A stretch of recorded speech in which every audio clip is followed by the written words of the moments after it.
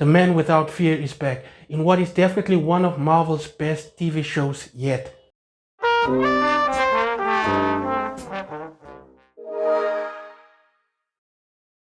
As you can see on my right side, I gave the show 4.5 out of 5 stars. And we'll get to why in just a second. Daredevil Born Again starts off where the original show ended. So while it's set in the same universe, it does feel kind of different. The cinematography is different. The theme and the feel of the show is different, but the characters are the same. And like I said, it's a continuation of storylines that started in the original Daredevil's TV show. And this show focuses on Matt Murdock and Wilson Fisk more than it focuses on Daredevil and the Kingpin. As you probably seen from all the trailers and stuff, that Wilson Fisk is now the mayor of New York City, while Daredevil has been retired by Matt Murdock. But in a way, things are starting to go back to the way it was in the original show.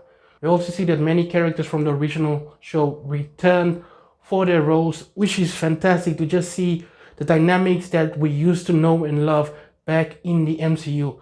So while this show does take place in the MCU, they even hint at some of the characters in the MCU, like the other heroes in New York City, specifically some guy dressed as a spider. And it also touches on MCU events, but it does feel separated from the MCU, just like the original show did, with only hints to the bigger universe, which is great that this is sort of standalone, but still part of the greater MCU and also a continuation of the Netflix show. Can I still call it the Netflix show since it's not on Netflix anymore?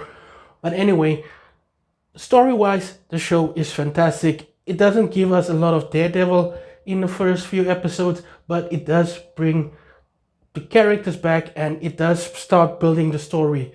It's a sort of slow burn, but in a good way.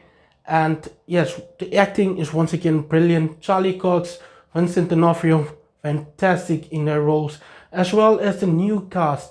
Some of them probably still need to be developed a little bit, but we will get to that probably as the season progresses. What I can say is that there are some characters that you need to keep your eye on. They may play a bigger role than you originally thought.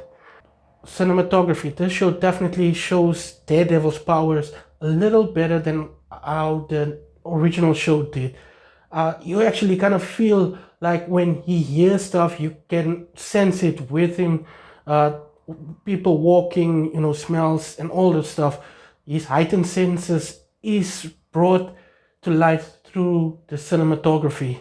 The directing, wonderful, as well as the visual effects. I mean, there are still some work that could have been done, but visually the show looks great and the fighting is fantastic.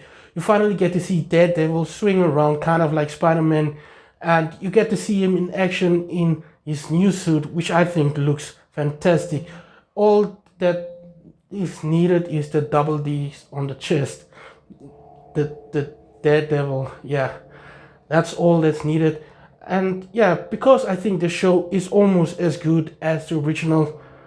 It's not nearly as good as season 3 of Daredevil, but it's definitely a lot better than season 2, which had the Punisher, and this one will also have the Punisher. I don't know in which episode he will show up, but what I can say is that I can highly recommend the show. And yeah, 4.5, I think it's fair. It's not perfect, but it's definitely better than most of the other MCU shows. I think personally for me, the only other show that's better, not including the animated shows, is Loki. So yeah, I can highly recommend Daredevil Born Again. If you are a fan of The Man Without Fear, if you love following the MCU, then go check this out. It's definitely something fresh in the MCU, and it's great to see Daredevil get his time in the sun in the Marvel Cinematic Universe.